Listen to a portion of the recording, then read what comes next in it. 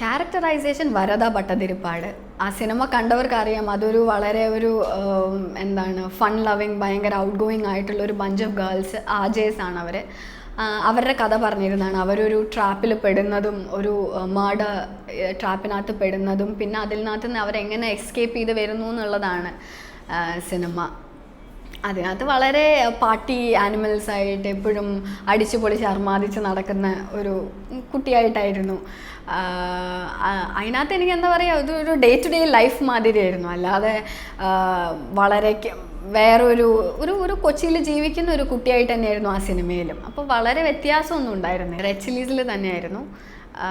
പിന്നെന്താ, തമിഴിനകത്തായിരുന്നു എനിക്കൊരു എന്താ പറയുക ഇൻറ്റൻസ് കരച്ചിലും കൂടുതൽ എക്സ്പ്രഷൻസ്, ഇമോഷൻസ് എല്ലാം വരുന്നതെല്ലാം തമിഴിനകത്താണെങ്കിലും മലയാളത്തിനകത്ത് ആ കോടതി സീനും പിന്നെ സിനിമ കണ്ടവർക്ക് മനസ്സിലാവും ഒരു ഞങ്ങൾ ട്രാപ്പിൽ പെടുന്നതും ഞങ്ങൾക്ക് രക്ഷപ്പെടാൻ പറ്റാതെ ആകുമ്പോഴേക്കുള്ള ആ ഒരു കരച്ചിലൊക്കെ തന്നെയായിരുന്നു അതിനകത്ത്. തമിഴ് എന്നാണ് ഹീറോയുടെ പേര്. അവിടുത്തെ സ്റ്റണ്ട് മാസ്റ്റർ റോക്കി രാജേഷിൻ്റെ മോനാണ്. ആൾ ഭയങ്കര ഒരു നോർമൽ ആദ്യത്തെ കുറച്ച് ദിവസമൊന്നും ഞാനിങ്ങനെ എനിക്ക് തമിഴ് അന്ന് എനിക്ക് എനിക്ക് നല്ല മനസ്സിലാവും, പക്ഷെ തിരിച്ച് പറയാൻ ബുദ്ധിമുട്ടുണ്ടായിരുന്നു. പിന്നെ സെറ്റിലുള്ള എല്ലാവരും എൻ്റെ അടുത്ത് തമിഴായി സംസാരിക്കുന്നത്, അതായത് തമിഴായിരുന്നു ഇനീഷ്യേറ്റീവ് എടുത്തതും. അങ്ങനെ ഇപ്പോഴും കോണ്ടാക്റ്റ് ഉണ്ട്, എപ്പോഴും നല്ല ചെയ്തിട്ട് ഞാൻ ഇപ്പോൾ ചെന്നൈയിലാണ് പഠിക്കുന്നത്. ഞാൻ എൻ്റെ മാസ്റ്റേഴ്സ് ഇപ്പോൾ ചെന്നൈയിലാണ് ചെയ്യുന്നത്. അപ്പോഴാണെങ്കിലും എന്തൊരു ആവശ്യം ഉണ്ടെങ്കിലും നമുക്ക് എന്തെങ്കിലും ഒരു അത്യാവശ്യത്തിന് വിളിക്കാനും എല്ലാറ്റിനുമായിട്ടും Tamil is a very good friend of my. മലയാളത്തിൽ ലാൽ സർ ആ സിനിമയിലെ നായകനായിരുന്നു. ഞങ്ങളുടെ ഒരാളുടെ പേരായിട്ടൊന്നും സിനിമേനകത്ത് വന്നിട്ടില്ല. എന്നാലും ലാൽ സാറിനെ മാതിരിയുള്ളൊരു എന്താ പറയുക ഒരു ലെജൻഡിൻ്റെ കൂടെ എനിക്ക് എൻ്റെ ഫസ്റ്റ് ഷോട്ട് തന്നെ അഭിനയിക്കാൻ പറ്റിയെന്ന് പറഞ്ഞാൽ it was A blessing. First song was മലയാളത്തിലെ റെഡ് ചില്ലീസിലെ മഴ പെയ്യുന്നു എന്നുള്ള സോങ് ആണ്. അതൊരു ഫാസ്റ്റ് നമ്പറാണ്. സുജാത മാം ആയിരുന്നു കൊറിയോഗ്രഫി. അതൊരു ഫുൾ മൂവ്മെൻറ്റ്സും ഡാൻസും സോങ്ങും അതൊരു സ്റ്റേജ് സെറ്റ് ചെയ്തിട്ട് നമ്മൾ നവോദയ സ്റ്റുഡിയോസിൽ സ്റ്റേജ് സെറ്റ് ചെയ്തിട്ട് അതൊരു മഴയത്തും ഒക്കെ ഉള്ള ഒരു പെപ്പി നമ്പറായിരുന്നു. ചന്ദ്രഗുരു എന്നാണ് സംവിധായകൻ്റെ പേര്. അവർ 16 വർഷമായിട്ട് ഇൻഡസ്ട്രിയിലുള്ളതാണ്. പല പല വലിയ ഡയറക്ടേഴ്സിൻ്റെയും അസോസിയേറ്റ് ആയിട്ട് വർക്ക് ചെയ്തവരാണ്. വളരെ ഞാനന്ന് 12th പഠിക്കുന്നതായതുകൊണ്ട് 11th കഴിഞ്ഞിട്ട് സമയത്തായിരുന്നു അതിൻ്റെ ഷൂട്ട് സ്റ്റാർട്ട് ചെയ്തത്.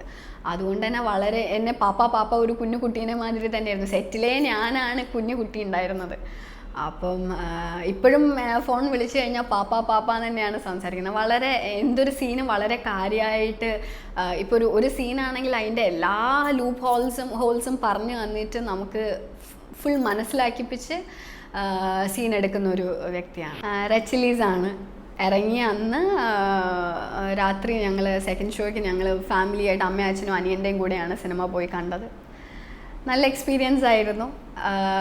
ഇത് പുറത്തേക്ക് ഇറങ്ങിക്കഴിഞ്ഞിട്ട് കുറച്ച് പേരൊക്കെ നമ്മളോട് വന്നിട്ട് പറഞ്ഞു, ഇതിനകത്ത് ഓക്കെ ആസ്മാറ്റിക് പേഷ്യൻ്റ് അല്ലേ, മനസ്സിലായി, നിങ്ങളല്ലെങ്കിൽ ഇങ്ങനെയൊക്കെ ചെയ്തല്ലോ, ഫുൾ പടത്തിൽ നിങ്ങളെ ഇതാണെന്നെല്ലാം പറഞ്ഞൊക്കെ ഉണ്ടായിരുന്നു. It was nice. ഒരു ഓക്കെ ആൾക്കാർ നമ്മളെ ബിഗ് സ്ക്രീനിൽ കണ്ടു കഴിഞ്ഞ് ആൾക്കാർക്ക് ഇഷ്ടപ്പെടുന്നു എന്നൊക്കെ അറിയുമ്പോഴുള്ളൊരു സന്തോഷം. ഇറങ്ങുന്ന നല്ല സിനിമകൾ, ഞാൻ അഭിനയിക്കുന്ന നല്ല സിനിമകൾ കണ്ടിട്ട്, എല്ലാ സിനിമകളും കാണണം, കൂടെ ഞാൻ അഭിനയിക്കുന്ന നല്ല സിനിമകൾ കണ്ട് അതിലുള്ള എല്ലാവരെയും എൻകറേജ് ചെയ്യണം, സപ്പോർട്ട് ചെയ്യണം. കൂടെ ഞാനെല്ലാം ജസ്റ്റ് എൻട്രി ചെയ്തിട്ടേ ഉള്ളൂ സിനിമ ഇൻഡസ്ട്രിയിലേക്ക്. അതുമാതിരി നല്ല നല്ല ക്യാരക്ടേഴ്സ് ചെയ്യണം, നല്ല നല്ല ടീമിൻ്റെ കൂടെ, നല്ല നല്ല ഡയറക്ടേഴ്സിൻ്റെ കൂടെ, നല്ല നല്ല സ്റ്റാർസിൻ്റെ കൂടെയൊക്കെ ചെയ്യണം എന്നാണ് ആഗ്രഹം. അങ്ങനെ ചെയ്തു വരുന്ന ഔട്ട്പുട്ട് നിങ്ങൾ കണ്ട് അത് പ്രോത്സാഹിപ്പിക്കുക, അത്രേ ഉള്ളൂ.